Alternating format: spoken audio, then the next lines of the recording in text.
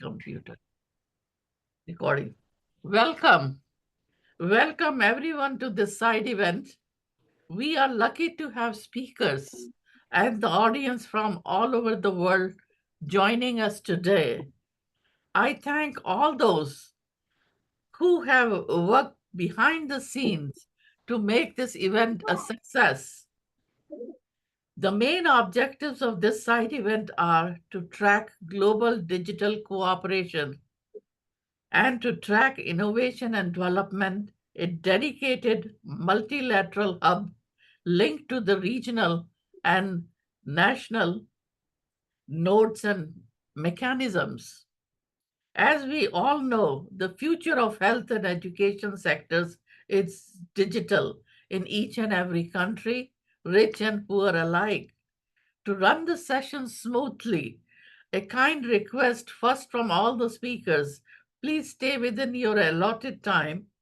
And secondly, to the audience, for questions and clarification, please contact the speakers directly. Their email address is listed in speakers list or write in the chat box. We will address it at the end of the session. So let's get started.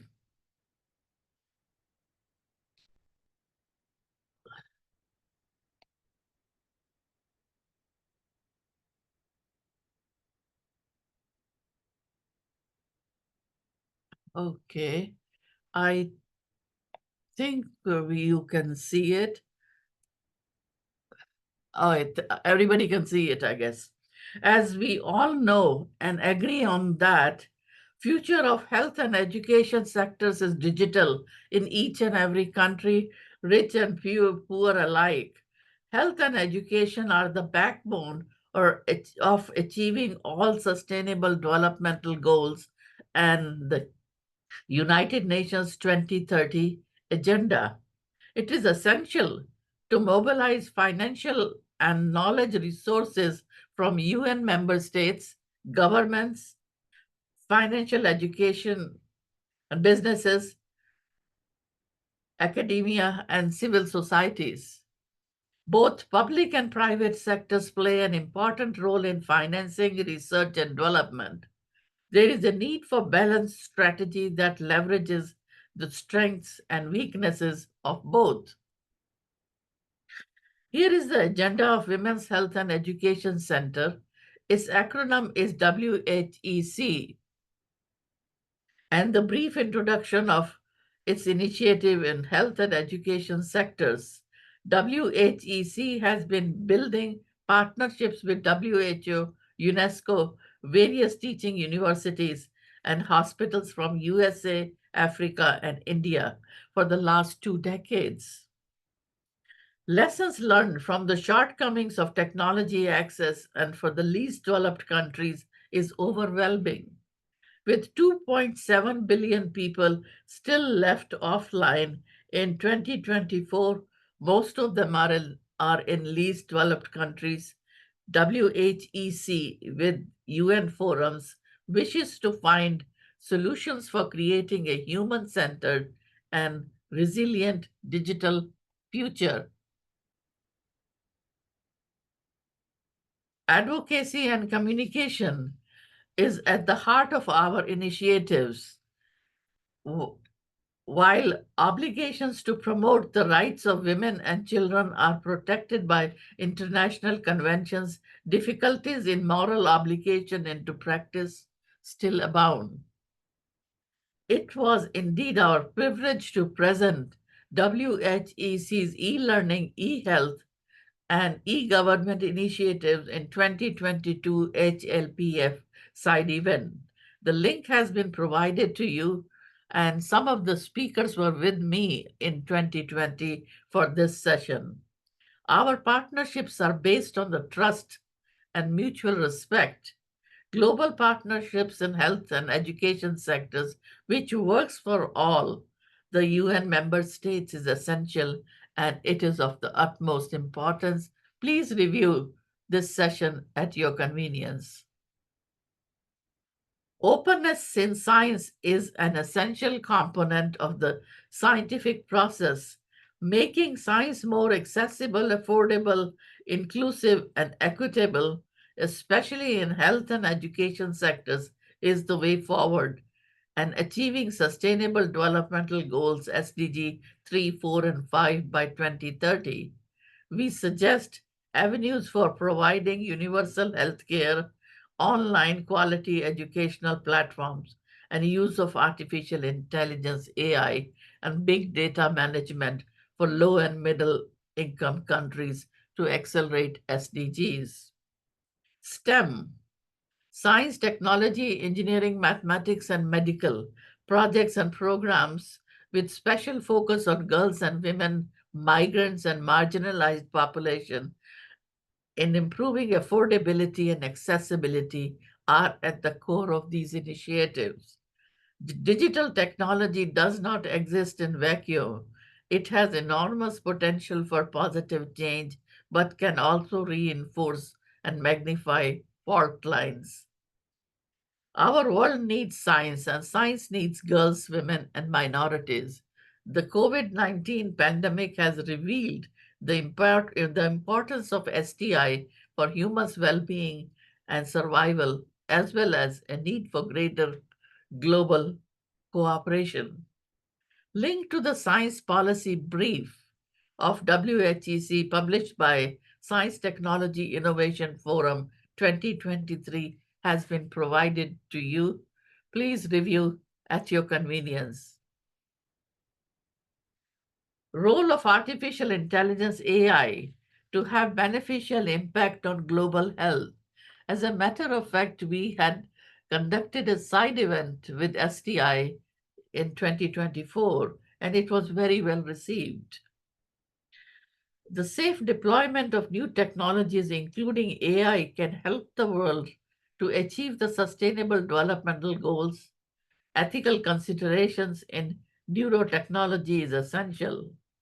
AI is already playing a role in diagnosis and critical care, drug development, disease surveillance, outbreak response, and health system management.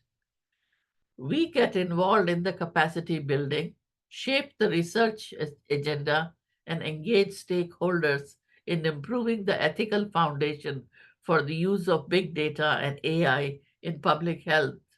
Developing global ethical guidance for UN member states also requires an analysis of knowledge gaps and setting priorities for research to address these gaps.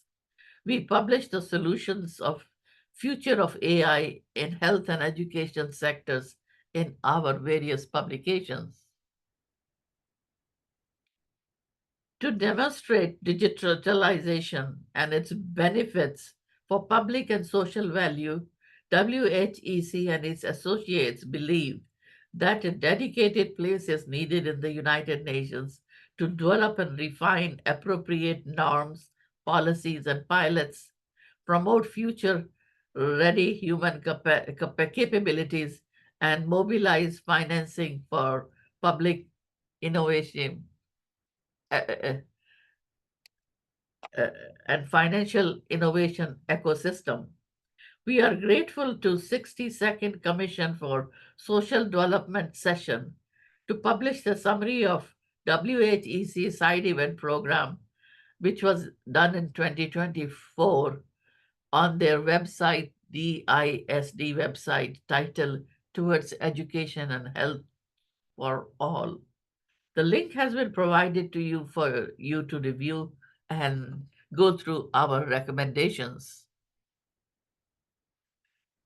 The purpose of one UN program on digitalization and sustainability in health and education sectors we propose are to track innovation and development, data and digital commons nationally and globally have appropriate guardrails and market dynamics in digital economy.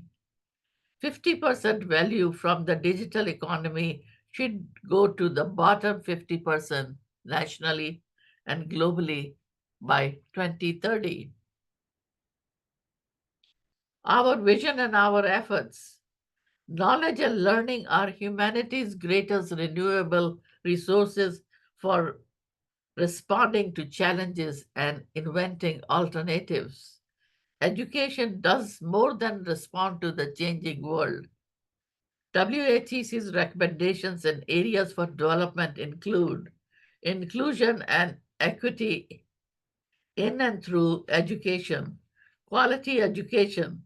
Our resources and continuing medical education projects are devoted in providing free access in the least developed countries. We encourage lifelong learning opportunities and access to high speed internet, and the quality education is at the core of our all initiatives in health and education sectors. Importance, relevance, and significance. We aim to mobilize humanity's collective intelligence that involves youth educators, civil society, governments, businesses, corporations, and stakeholders. There is a rich diversity of ways of knowing, which is realized on a broad and open process. Bottom line, health and education reforms the world. Now, final tips and takeaway message. We must implement comprehensive and inclusive policies, change our ways of thinking, and prioritize efforts to eliminate poverty and bridge the digital divide. It is crucial for the governments to integrate social, economic, and environmental policies to promote social justice. If we wish to leave no one behind, we must ensure that we give voice and decent work to all. Both public and private sectors play an important role in financing, research, and development. There is a need for a balanced strategy that leverages the strengths and weakness of both. We wish to draw your attention to this article published by UN Chronicle. Title was Improving Maternal Health Through Education. Education improves health, while health improves the learning potential. Thank you very much, and please feel free to contact us. Our global platform is ready for various forms of collaboration. Thank you again.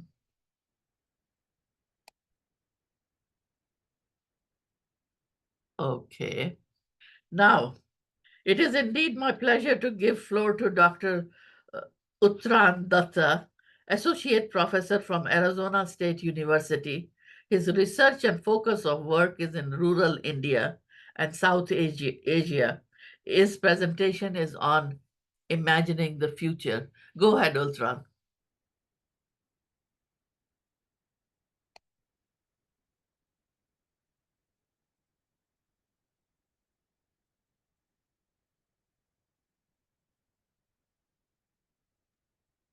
Utran, you're on mute. You're muted. Can't hear you.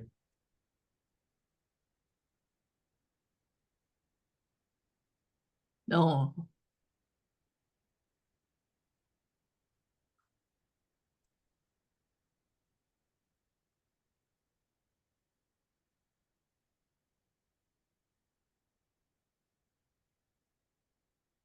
Okay. Oh, good. Hear me now? Yes. Okay. Go Is ahead. that presentation feasible? Yeah, I can see it. What do you, Roger? Yes, go ahead. Go ahead. Okay. Thank you so much for including me in this important high-level political forum side event of the United Nations. So my full title is Enhancing Digital Access for the Illiterate or Semi-Literate Indigenous Populations of South Asia. What I learned from the field and what are the imagination for the future. So thank you so much. Right now, there is a big investment, time, money, etc., on big data, bigger data, large language models, quantum computing, generative AI, and we are seeing that everywhere. At the same time, in the other side of the spectrum is that we pay very less attention to the people who are marginalized. So there are lack of data, lack of understanding about the realities of the marginalized population. in the global south, and less researched, and we know them about them very little. So therefore, little to no data. So this kind of conflict is also prevalent in South Asia, which is home of 23% of the global population, and 33% of the global poor, they live in South Asia, which is approximately 400, to be specific, 389 million people are experiencing acute poverty. Out of them, 165 million people are indigenous people. They approximately 800 tribes, and they speak in 700 languages. And important to note that many of the languages do not have any written script. So according to the 2016 survey, approximately 28% of the South Asian population is illiterate or minimally literate. So this is the scenario where we are talking about the digital divide and other things. I'll be talking about my research in the field for more than a decade. So I worked in various regions of South Asia with diverse and unfamiliar, oftentimes, cultures, different languages, variety of weather conditions. So I went to Tiger Reserve Forest, to Myanmar mountains, to Eastern Himalayas, to Central Himalayas, the border of Bhutan, Nepal, also Ladakh Plateau, Narmada Basin, Thor Desert. So with different mission and work, I'll be sharing that, a little bit of that in the next slide. I collaborated with researchers in India, Nepal, Bangladesh, Pakistan, and Bhutan. So I'll be talking a little bit about them in my slides. So this is my fieldwork in 2022, which is not related to this presentation specifically, where we worked for water solutions, sanitary infrastructure, creating infrastructure like pedestrian bridge or health units. We created museums or craft centers and so on. So today's presentation is primarily focused in my journey for ICT 4D, or Information and Communication Technology for Development projects, or digital divide projects in a different way. So we created apps for community level communication, cultural preservation, collecting data because the data are missing, and qualitative data are missing. Quantitative data are still there, but narratives and other things are missing. So apps for agricultural activities, we created community radio, video channels, and studios. So I'll be not talking about only one specific particular project, but I'll be trying to give you the preview of what I learned from those initiatives.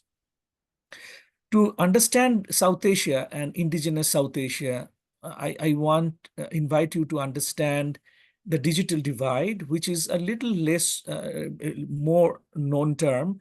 But at the same time, if you think about the skill level divide, knowledge level divide, because they are not aware about what is going on in the computer development or computing skills, language divide in terms of many of them do not understand English at all, and not the mainstream languages like Hindi or other languages. They speak in different languages. They know functionally a little bit of here and there, but not that. So linguistic divide is huge. Literacy divide, I just mentioned 28%.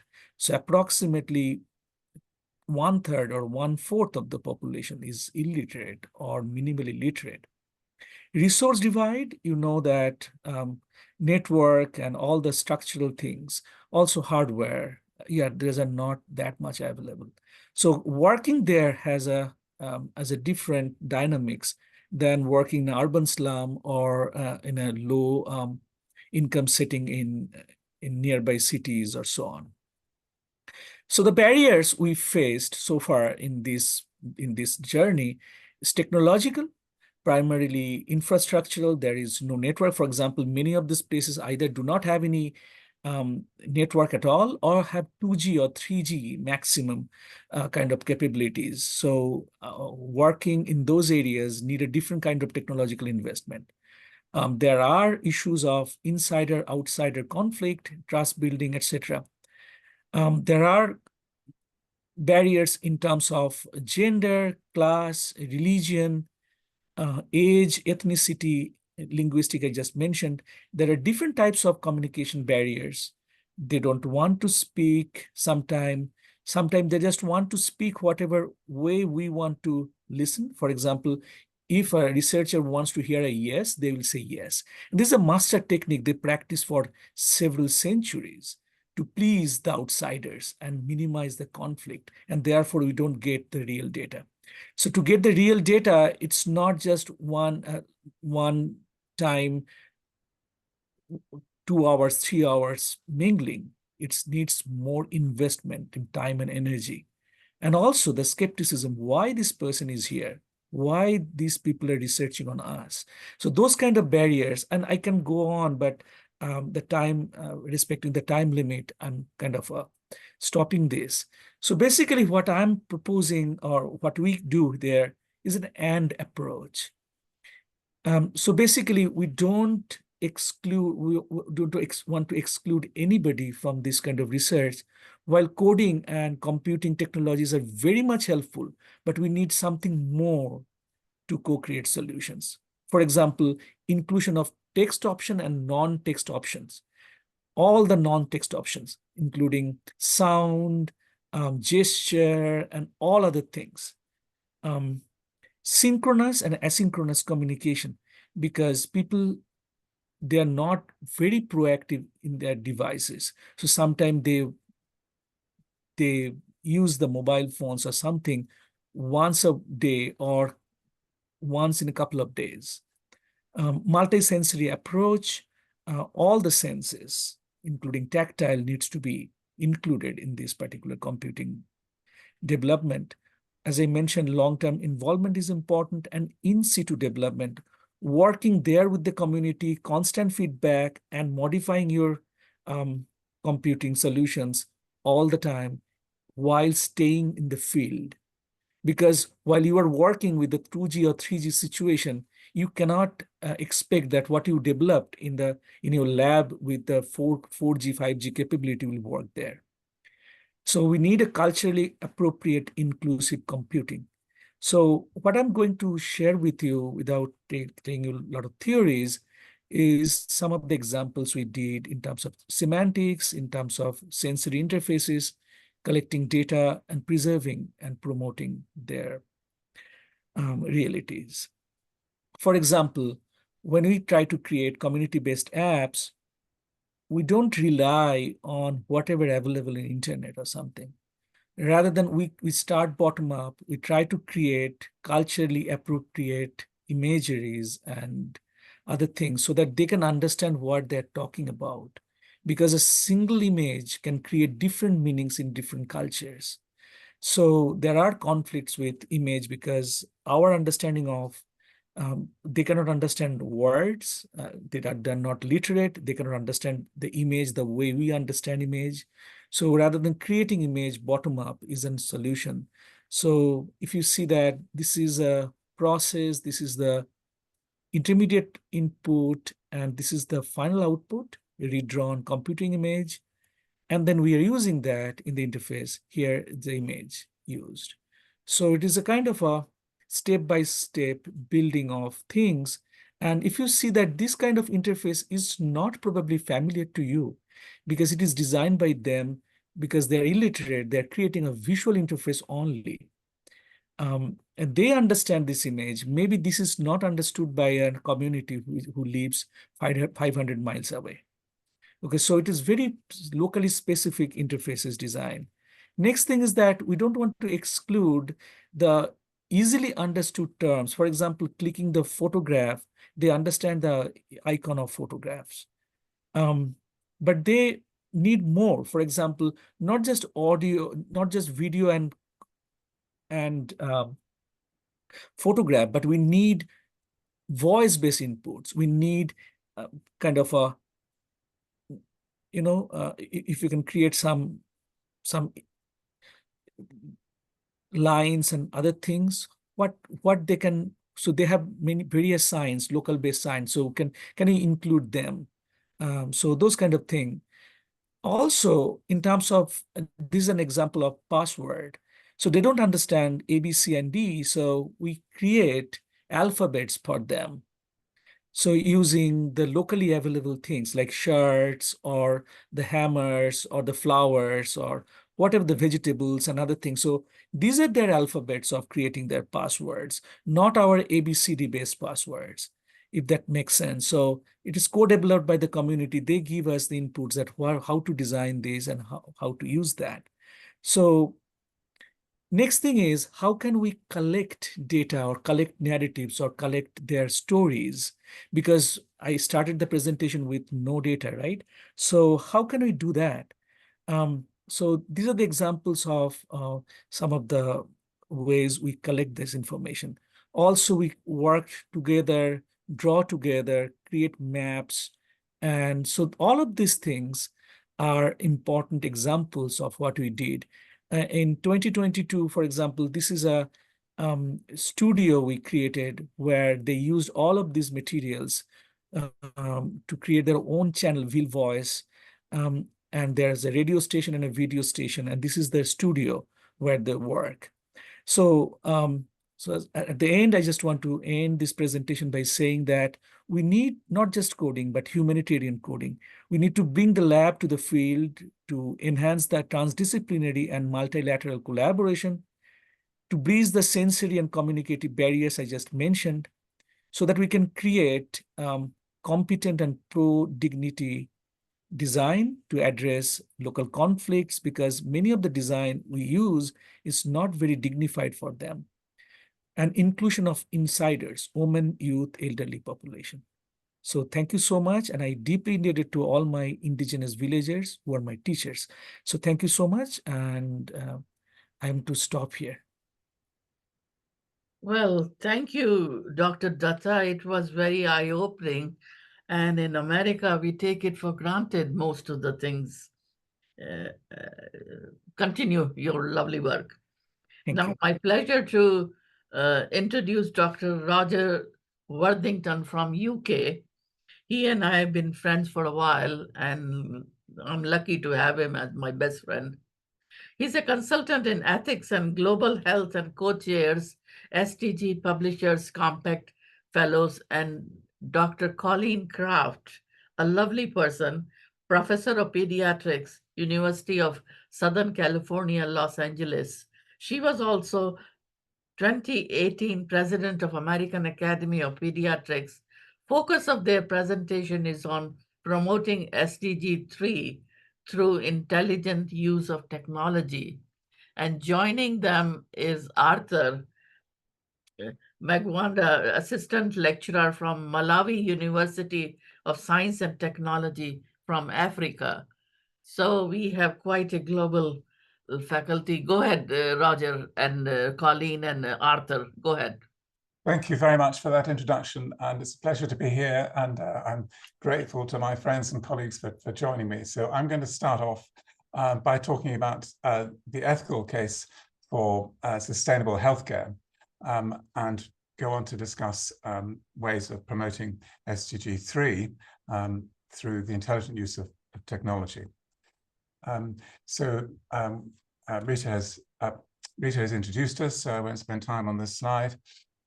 We are familiar with the goals, and so in this talk, I'm really just focusing on 3 about health and well-being.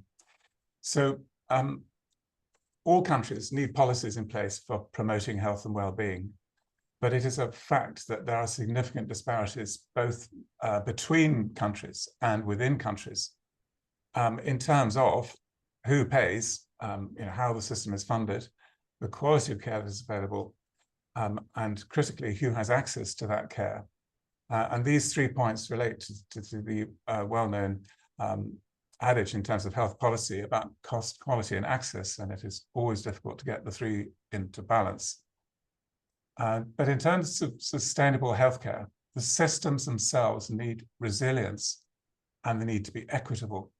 And these are key ingredients before you can hope to achieve a sustainable system.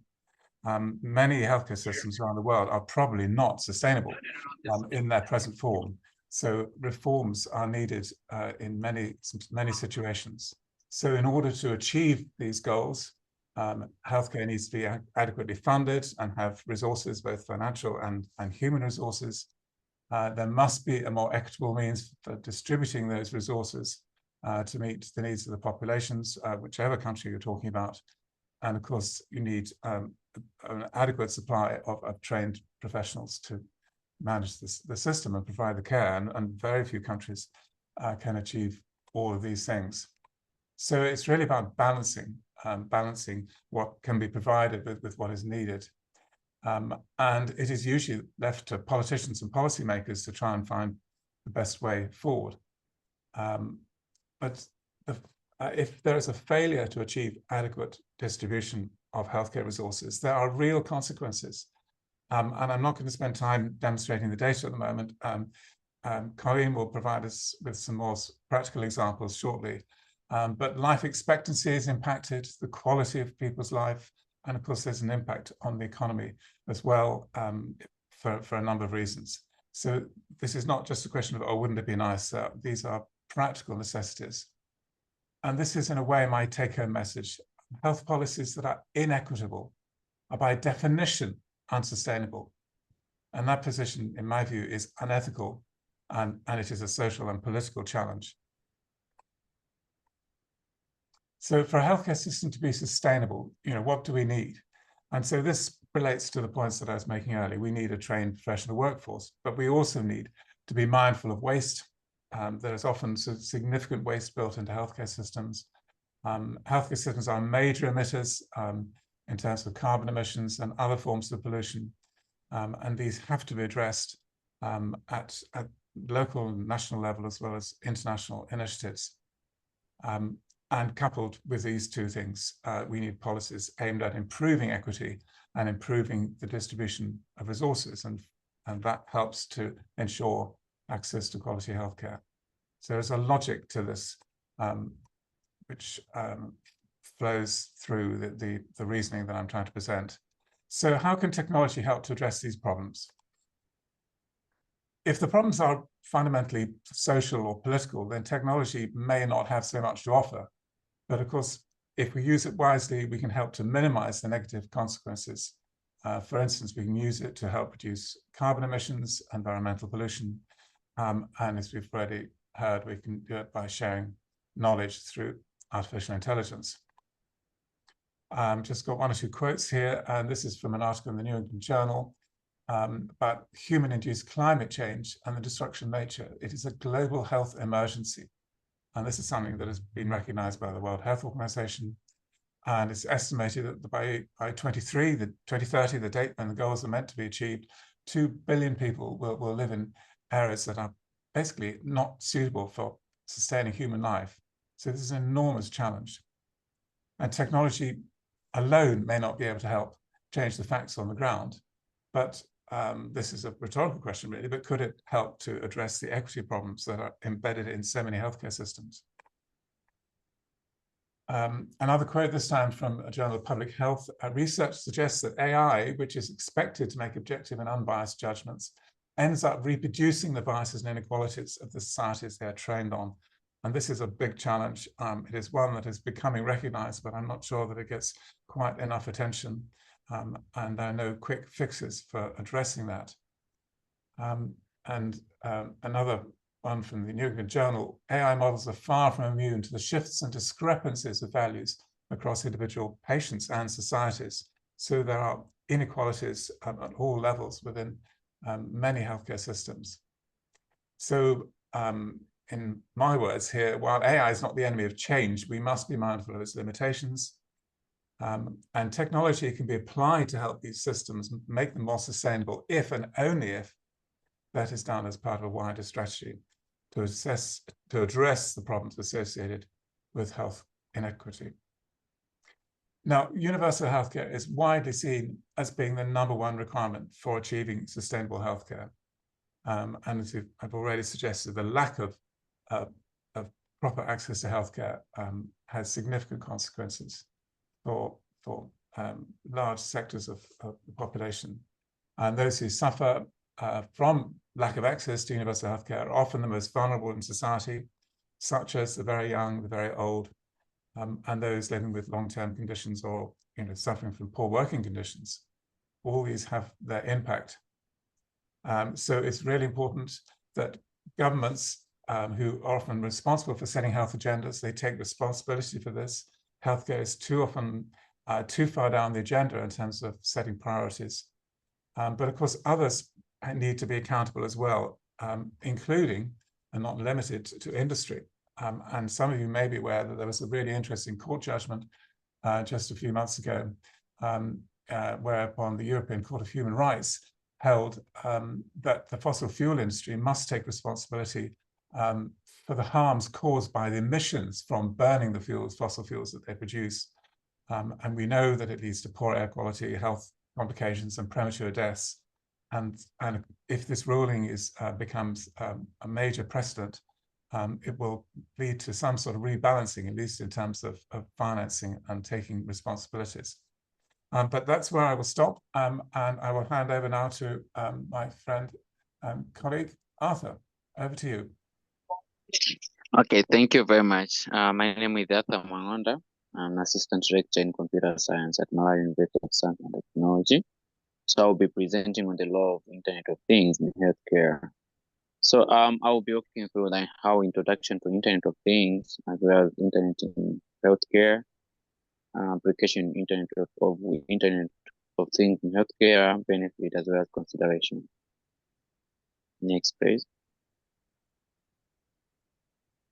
Yeah, we might be wondering what is an IoT. So IoT is an Internet of Things. So we refer to the network of the physical objects embedded with the sensor software as well as other technologies which with other system over the internet.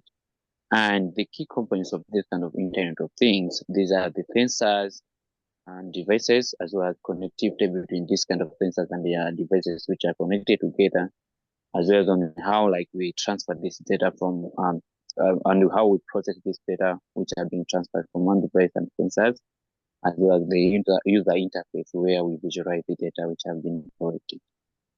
Next, please. Yeah, so the Internet of Things in healthcare is we connect all the devices, collecting real-time health data from the patients, as well as the data being analyzed to provide insights and improving the patient outcomes. For instance, some of the data or some of the sensors are being attached to the patients to monitor in their daily, such as maybe the pacemakers, and we'll be collecting the data in real time and sending, we'll be able to monitor them. In next, please. So application of the IoT in healthcare, we can apply in different parts, and some of them we can apply, we can say Internet of Bodies, where we attach this kind of embedded devices to a human so that it should help to sustain the life and it help to improve the life of the person, as well as we can be able to be connected with different hospitals such as the clinics and collect the data of the patients, maybe from one hospital to another, maybe being transferred from one hospital to the other. They'll be able to track my information, as well as smart labs collecting this kind of samples. They'll be able to track the patient, the data of that particular patient. It also helps in chronic illness such as diabetes to monitor what kind of the blood pressure, all the kind of metrics which are related. As well as in surgery, they are really helpful when it is coming to robotics surgery, as well as rehabilitation. Next, please. Yeah, so we have different kind of benefits which we can come up with. So we have simultaneous reporting and monitoring. We have this kind of remote, we can be monitoring their patients, for example, in elderly. So we can be able to do remote monitoring, we'll be able to track their health, as well as end-to-end connectivity and affordability, where we can be able to connect to collect the data from one hospital to another or other clinics relating on that particular patient, as well as we'll be able to analyze the data and get some kind of insights from the patient, from the data of the patient, and be able to make some decisions. So we'll be able also to track in real time as well as getting analytics.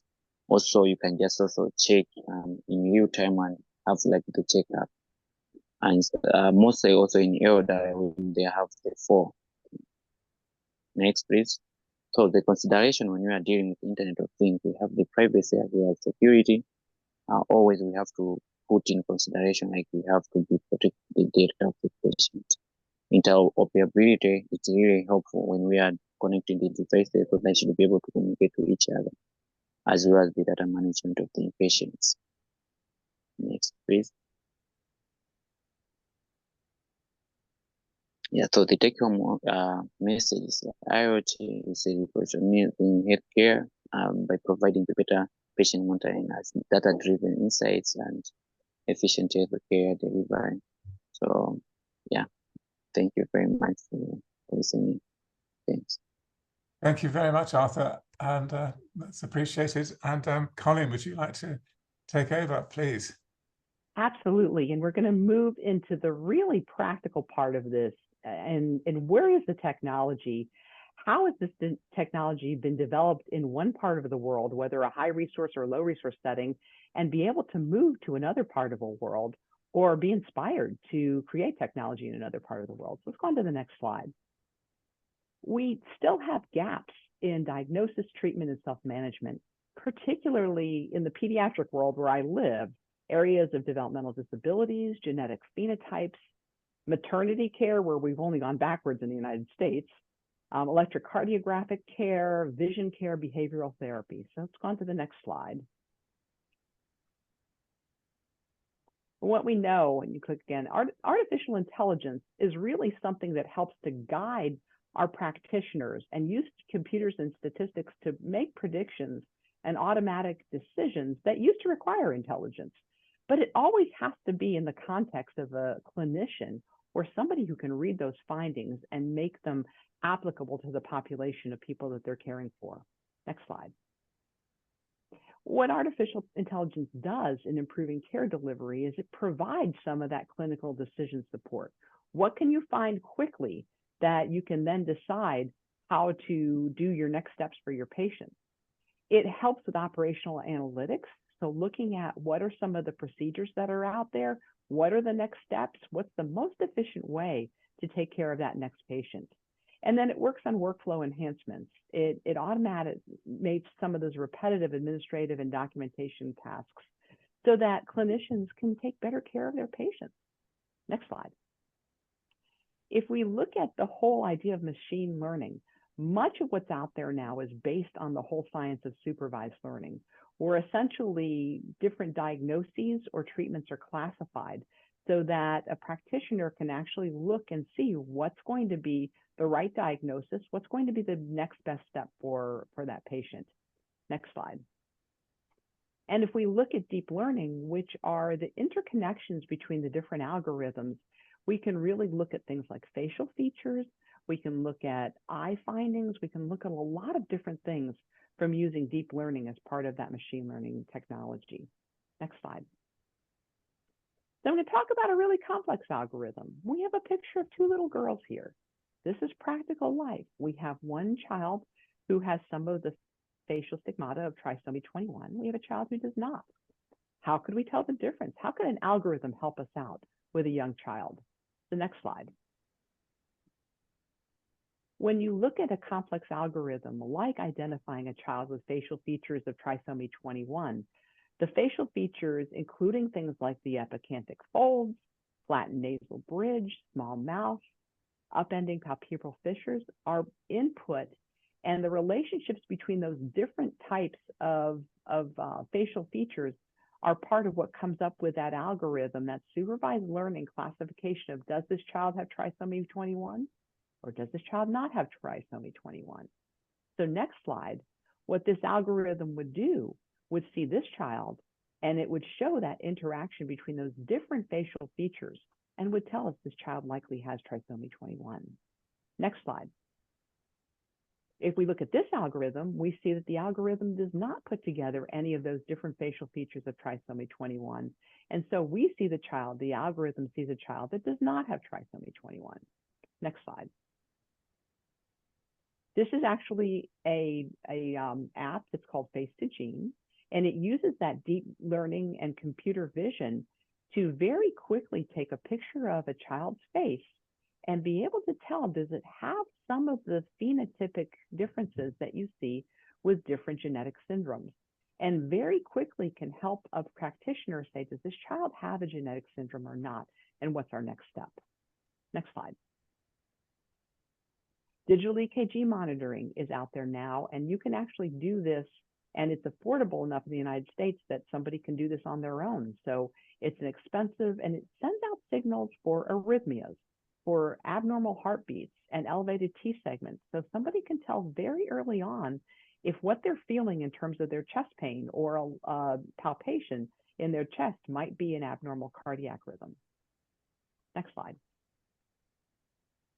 Maternal health innovation, this is really fascinating because the idea of kangaroo care, skin-to-skin care with our premature babies and their mothers, really set the stage for a lot of innovation that happened in higher resource countries. Because what we know about kangaroo care is that those babies who are born prematurely, who have that skin-to-skin care with mothers, are more likely to have better breastfeeding, their growth is better, and their neurologic development is better.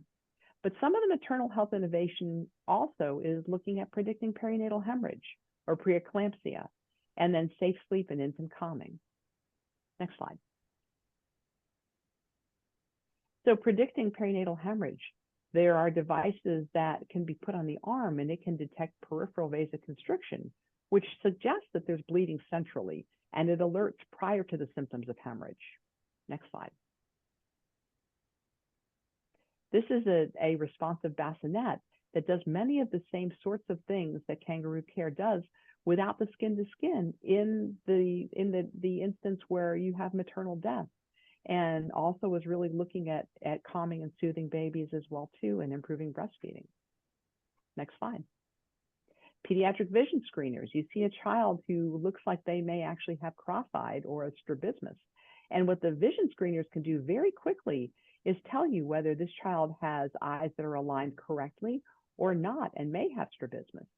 But even better than that, go on to the next slide, that now that we can take that vision result and do 3D printing of glasses, and in low resource settings be able to print the glasses and the frames and give that child right away an arm up in having reading or other problems because of vision, because we know that sight equals better school performance, equals better outcomes. And this is actually happening in Vietnam. There's a group that is doing 3D printing of glasses after doing one of the pediatric vision screeners. Next slide. This is a device that looks at development, and child development and developmental disabilities is another big area of concern, because right now it takes a year to get into a specialist in the United States, in one of our high resource countries. So a software is a medical device that looks at caregiver questions and a physician's questions, and then videos actually has the ability to give you a fairly accurate diagnosis of autism. And next slide actually will go through some of the developmental challenges that a child has. So you can look at the bar graph on the left-hand side. This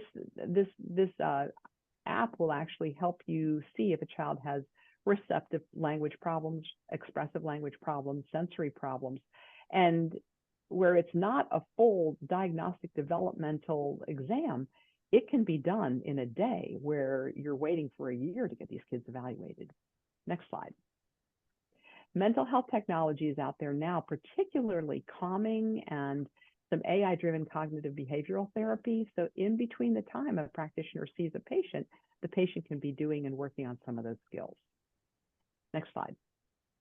And this is my final slide, and really looking to the next generation of technology innovators, because we are now seeing from all over the world different innovators, from climate change mitigation. Be Green Africa is a great example of this.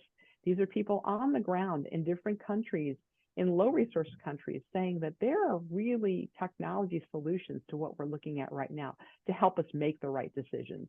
Tech-informed clean food production, self-paced technical education, really important, the voice of youth and the focus on women in rural communities. So this is the next step with looking at technology and innovation and how we improve access to all kinds of different great health and education innovation throughout the world. Thank you so much, Colleen. That was wonderful. And Rita, hand it back to you. Well, thank you, Roger, Colleen, and Arthur. It was an excellent presentation and quite an eye-opener. My pleasure to introduce Dr. Vanathy Gopalakrishnan, Associate Professor, University of Pittsburgh, Pennsylvania, and USA, and Dr. Ganesh Mani, Adjunct Professor of Innovative Practice, Carnegie Mellon University. Their presentation is on lessons learned from digitalization efforts of emerging economies. Go ahead, Vanathy and Ganesh. Hi, everybody. Can you hear me, Rita? Yes. Yeah. Yes. Okay, great.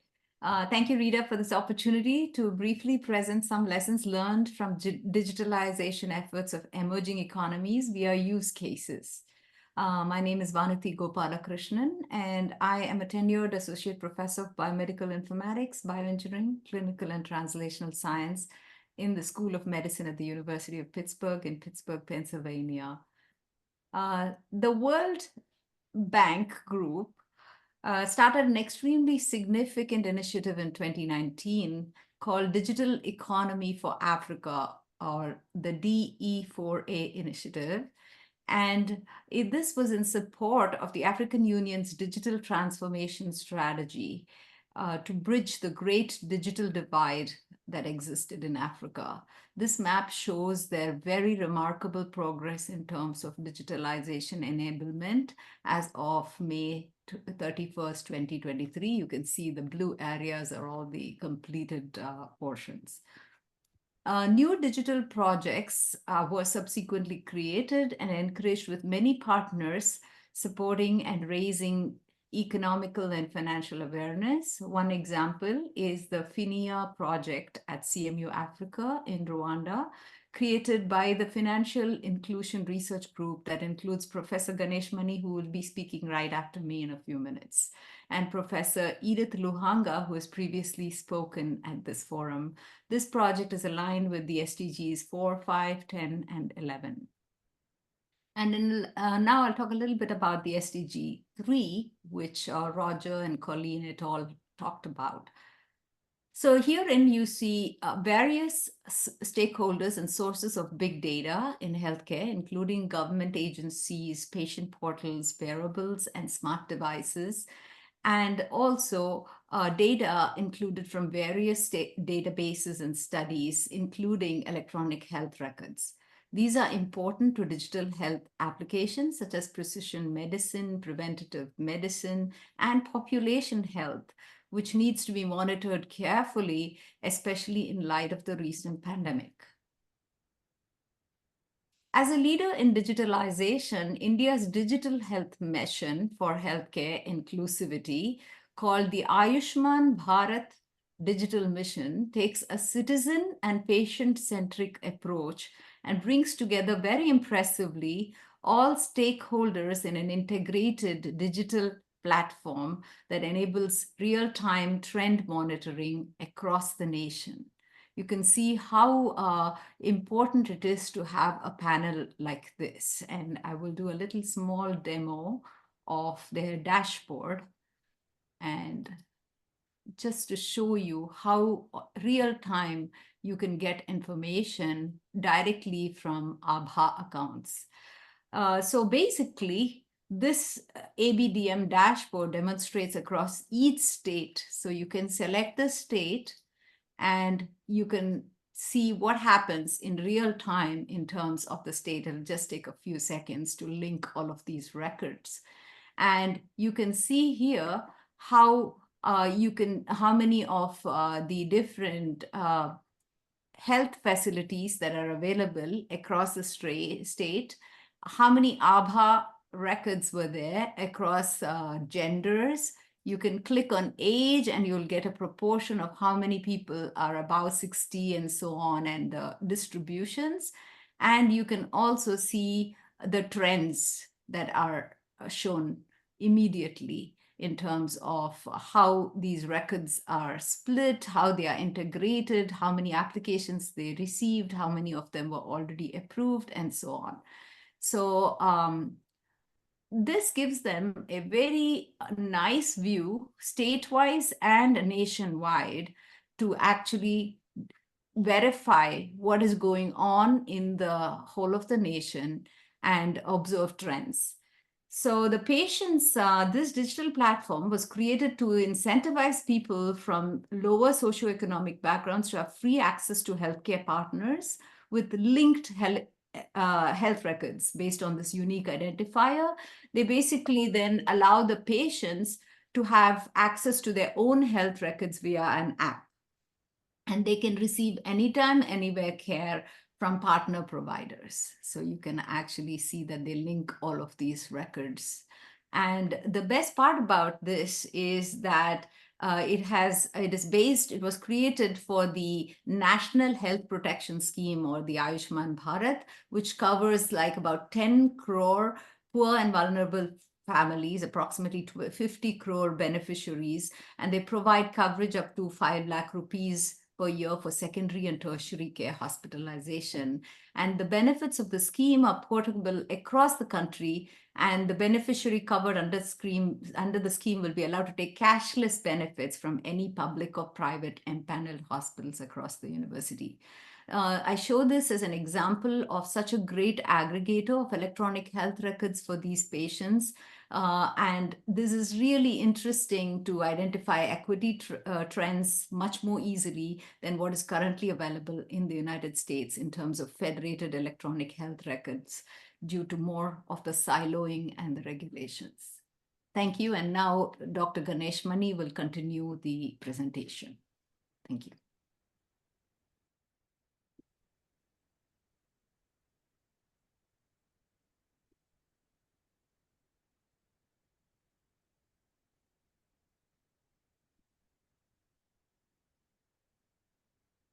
Yeah, thank you, Vanity. Thank you, Rita. It's great to be presenting at another UN forum hosted by WHEC. I know we're slightly behind schedule, so I'll try to speed up a little bit. I'm Ganesh. I have an appointment at the business school at Carnegie Mellon. Also work with the School of Computer Science a little bit, primarily an AI and data person in terms of digital divide, which some of you addressed. As you can see, even North America is not fully at 100% in terms of the share of population using the internet. There are many rural folks, older folks who are not quite using the internet.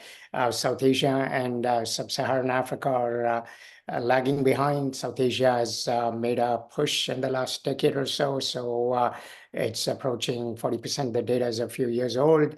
But there are three elements to it. If you think about it, there's the internet access aspect, speed, the actual infrastructure, digital skills. Are folks actually savvy enough to use the infrastructure and the devices and so on? We also want to be thinking about the average speed that's shown in the bottom right-hand corner there. What's digital public infrastructure? One, there's no tragedy of the commons, right? You can sort of infinitely use it, but there's emerging issues now with digital littering, if you will, fake news, fake information, etc. The India Stack is a very interesting case study around DPI, which is defined as a set of interoperable open source software platforms. India has made a lot of great progress. I think Vanity alluded to some of that in the healthcare setting. was originally designed for identity, payments, data exchange. But going back to some of the things, we've all used GPS, WhatsApp, Hugging Face. Those are good examples. Wikipedia, examples of digital public infrastructure applicable to all three spheres: health, wealth, and wisdom. The Gates Foundation does a lot of work in terms of digital public infrastructure, both in promoting it, funding it, and also explaining it. If you go to their website, I encourage you folks to take a look at that content there. Also, a lot of folks have already talked about AI. What's the right mental model to think about AI, right? One, there's a lot of push towards sort of replicating human intelligence, right? We actually want to complement. People use a bird versus airplane analogy. Airplane is finely engineered. Bird would be the replicating flight, right? So you want to be thinking about that. Also, AI's fire is a good metaphor. There are many nefarious use cases, like we've seen with fire, nuclear weapons, other things, and so on. But stepping back, AI data science project involves three things, right? Data, I think Professor Datta talked about it quite a bit, domain knowledge, tools. Now, tools are widely available. The data and the domain knowledge needs to be region specific. Also, I think we want to be co-designing these solutions. Otherwise, there's going to be a gap between the AI producers and the AI consumers. This is an interesting case study from Togo by some researchers out of UC Berkeley, Emily Eichen, Joshua Blumenstock, et cetera. What they did is they did remote sensing to find what the poor neighborhoods were, some phone data to target the actual households within the poor neighborhoods to disperse aid using mobile phones around the pandemic. So it can be used using other erupts, if you will, floods, other use cases as well come to mind. This is something we're doing in collaboration with CMU Africa and WHEC University. My co-PIs are Professor Chipeta, Professor McSherry, and Edith Luhanga, who Vanity talked about. This is termed financial inclusion via novel intelligence and alternative data. Really three sub-projects there: developing recommendations for digital financial literacy, using machine learning to predict financial distress of startups, COVID-19 and digital financial inclusion in sub-Saharan Africa. How, again, what can we learn from the pandemic for other similar things? This is an article from a few years ago that we wrote up along with some other thought leaders. And the mantra we came up with is we want to be thinking about these technologies as of the people, by the people, with machines, for the people, right? So really co-create, co-design, and make sure it's comfortable for use by the population, by the local population. And we also set up some challenges for the 2020s because the older article I talked about what AI can do over the 30 years between sort of the 90s and 2020. So in the healthcare sector, can you have a nursing home where 90% of the resident care is performed by robots and smart infrastructure, et cetera, in the wealth regime, or their agents that can help with benefits, savings, finding you a thrift assistant that can find you the right products and so on. And in the wisdom category, really fact checking in the multimedia realm would be quite germane. I think Rita talked about collective intelligence a little bit. This is an example of how do you combine collective intelligence with large language models and also come up with group decision-making in a civic setting to inform democracy, to inform inclusive decision-making. If you have 10 people, you can put them in a digital platform, everybody gets to converse. But if you have 100 people, if you have 1,000 people, you cannot get everybody's voice heard, but you can divide and conquer. Then the rooms don't communicate, but what if you had an LLM observing, listening into these rooms and transmitting information? So one group may be talking about cost, other may be talking about impact, et cetera. So this is some recent work with the Unanimous AI folks out of the West Coast. And some summary thoughts, sort of hardware versus software. Hardware, the infrastructure is tough to get right, but once you get it right, software, there's huge leverage. This is the same concept. I think of the world's building blocks as atoms, bits, and cells. So harnessing bits can speed up innovation in atoms and cells, right? In India, in Hindi, there's a word called jugad, roughly translates to frugal innovation. So really finding a way in sort of a low cost, low resource setting. I think data, including low resource corpora in many of these languages, written text is not available. It's an oral tradition. I think Professor Dutta talked about it. So we need to pay attention to that. Privacy issues still abound, so we need to be careful. We need to be doing things on an opt-in basis. I already mentioned building with and for local context. There's demographic arbitrage. Vanity and I were just in Japan, very aging population. How can Japan interact with sort of the younger population in Africa or Asia in a win-win setting, right? So some sort of a demographic arbitrage using digital public infrastructure, digital goods, etc., permitting cross-border collaborations in the service of UN SDGs. I think particularly for this high-level political forum, I think number 17, partnerships are quite germane. I think Rita has been effective at forging new partnerships, so we look forward to more in the service of the UN SDGs. Once again, thank you. Thank you. Thank you, guys. Excellent presentation. Now coming back to hometown, Springfield, Massachusetts. These very talented groups of people are from Hope for Youth and Family Foundation and are doing amazing work with the inner city kids. Believing that every young person deserves the resources necessary for success, they are committed in providing the support and opportunities to our young people needed for success and for them to thrive. Here, Sergio and the group, go ahead, all yours. As we've heard from my esteemed colleagues today, access to the internet and the devices for accessing it are essential for learning. No matter where students live, the internet is critical for conducting research, doing homework, and attending class when school buildings are closed. For far too many of our children, the door to the virtual classroom is blocked. The National Education for Research reveals that an estimated 1/4 of all school-age children live in households without broadband access or a web-enabled device such as a computer or tablet.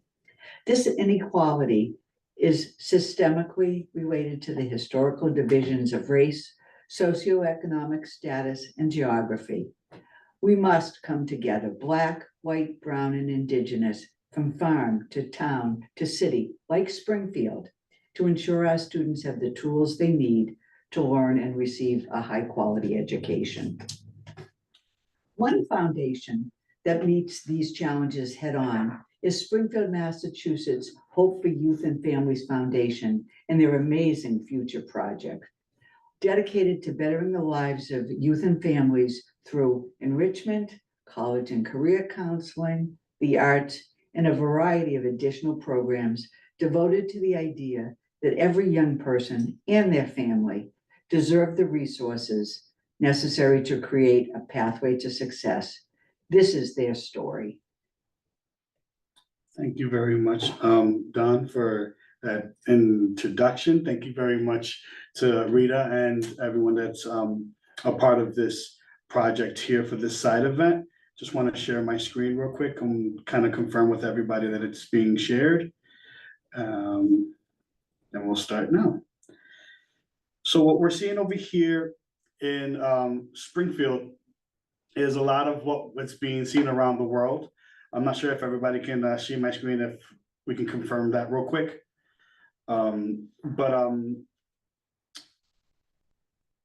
Thank you once again, Donna. Some of the guidelines that we've seen for the stuff that we try to do over here is taking time to prepare a plan of action for each and every one of our students and focusing on accessibility, protecting their privacy, and ensuring digital equity and designing independent learning for all students. And also addressing the emotional toll of the use of all of these programs and media, social media being one big concern for those who are using it. We're seeing that the age of those that are using it is getting a little bit smaller, while the time on it is a little bit more, and that's kind of a concern as well. So kind of addressing those emotional tolls on how social media can impact the social aspect of each and every one of our youth is something that we're trying to also take in mind, and also creating an official plan to help us out in terms of each and every youth that we would want to serve. Now, one of the things that was mentioned earlier was the access to most of the devices, and some of the studies that are shown in the National Education Association is that a quarter of the individuals that are here in the nation are not able to access certain devices or certain products. We have 30% of children in households with at least one unemployed parent that don't have full access to digital products. We have 23% of children in households of parents of home for remote learning, 21% of children in households with a member of essential workforce. This is individuals that during the pandemic were deemed as essential workforces necessary to be present during pandemic times to work, and school was one of those concerns, and having access to those devices during that time was something that we were trying to strive for, so that all students can be able to make it to class that day. 34% of children with parents without a bachelor's degree, 23% of children in metro households, 37% of children whose parents are renters. Sergio, Yes. your slides are not moving here. Yeah, I'm still on the fourth slide. Okay. Okay, go ahead. And then we have 18% of children whose parents are homeowners. These are individuals who do not have full digital access to the internet.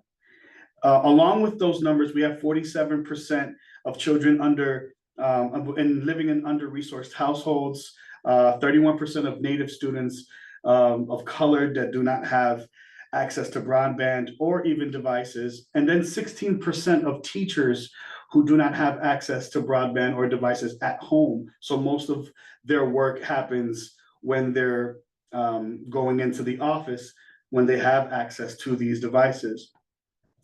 Just to kind of introduce some of the team, we have my supervisor, Lisa Sharp, who's also with us, and Signe Wagner, who's our career development manager, who collaborated with most of the stuff that we do here at the Futures program, but also in collaboration of the information that's provided today.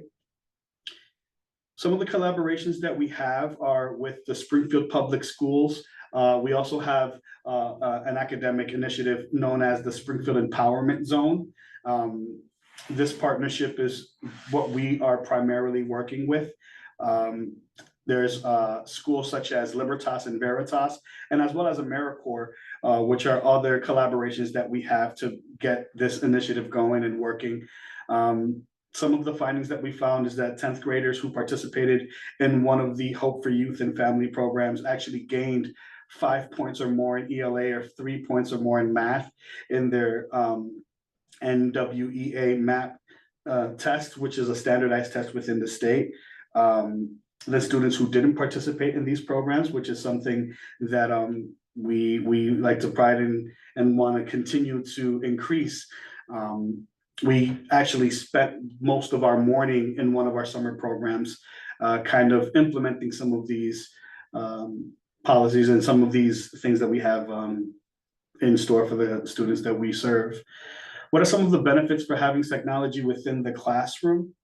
We have the engagement piece, using interactive tools and multimedia content to make learning engaging. Accessibility, online resources that make education accessible to students with different needs in various locations. and personalization, which is adapting to the learning needs of each and every one of our students, making sure that the learning software is tailored to the education of each individual student's needs. And then with this, it comes with a lot of challenges and a lot of solutions.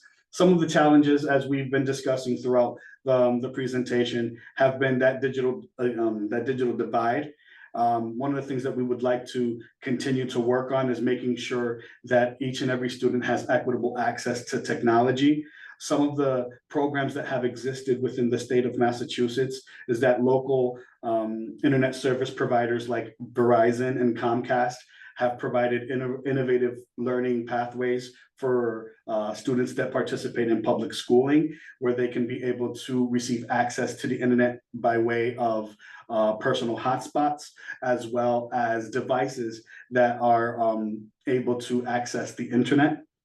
One of the things that we also kind of have in mind is teacher training, knowing that a lot of teachers are really prepared in their content area. And sometimes when it comes to using technology within that content area, there might sometimes be learning curves with using the devices. So there's continuous support for the teachers that we try to keep in mind, making sure that there's professional development ready for each teacher so that they can be able to know how to use this technology and how it aligns with their content area.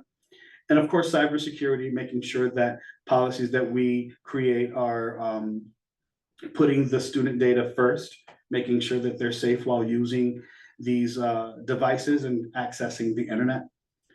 How do some of these technologies look like? Within the classroom, we have interactive whiteboards that enhance collaboration. Not only are we writing down as we used to way back when. I remember the chalkboard, that was during my time, just chalkboard and writing stuff down that way. Now we have whiteboards that have multi-use with video writing, and also it enhances that collaborative piece for students to also be a part of the learning process. Different types of applications that we use in online classrooms, such as Google Classroom and Moodle, which are some applications that we've been using to keep the kids engaged. Within the classroom, we've had some opportunities to explore with virtual reality to provide some immersive learning experiences that are aligned with the content that is being learned within the classroom.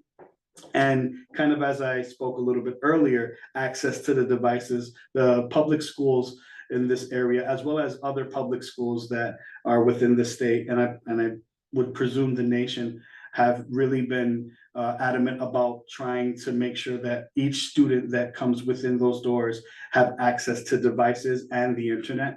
So a lot of collaboration has been made throughout the city to make sure that connections are made with those internet service providers, as well as other organizations, to ensure that all students have access to these devices.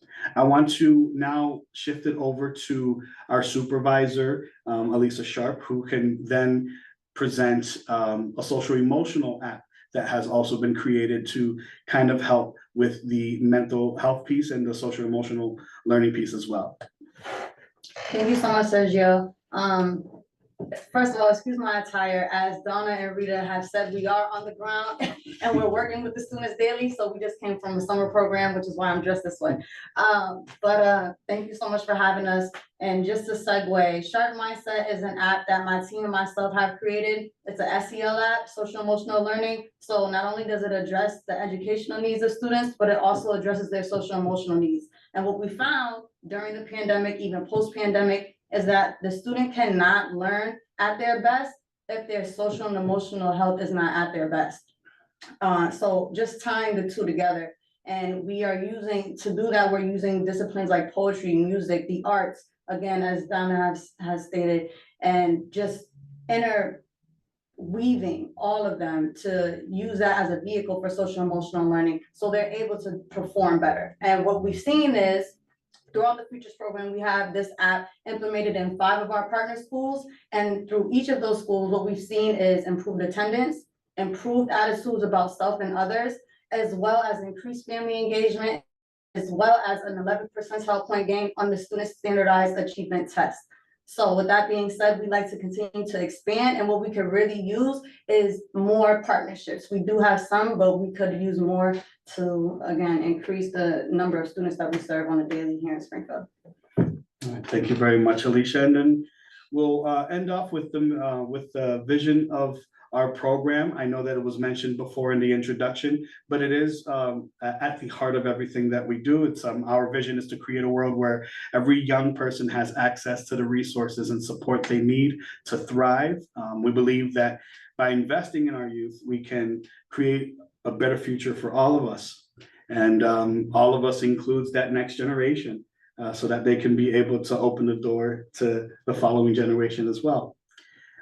Thank you very much, and thank you for your time. Thank you so much. Feel free to use this information at the bottom to reach out to us, to connect. And again, if you'd like to work together, we are here to do just that.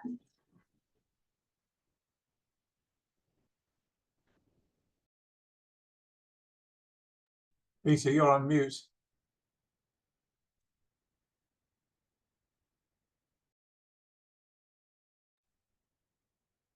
Yeah. Yeah. Yes. Sergio, thank you very much. And sorry your slides did not move, but I'm sure I advised you, but that's okay. Next time. I told you it's a technology system, but thank you for all the speakers. We are out of time. And thank you, Roger, for answering the questions of the audience.